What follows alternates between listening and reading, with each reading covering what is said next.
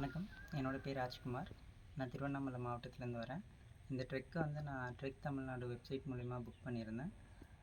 Book பண்ணும்போது gene pool அப்படின்னு காமிச்சிது. Gene பூலுன்றதுக்கு என்ன விளக்கன்றது எனக்கு தெரியாமே தான் நான் வந்தேன். ஆனால் இங்கே வந்ததுக்கப்புறம் மணிகண்டன் சார் ட்ரெக் கைட் மூலிமா எனக்கு அந்த ஜீன் பூலுன்றதுக்கு விளக்கமும் கிடச்சிது, இந்த இடத்தோட புது அனுபவமும் கிடச்சிது.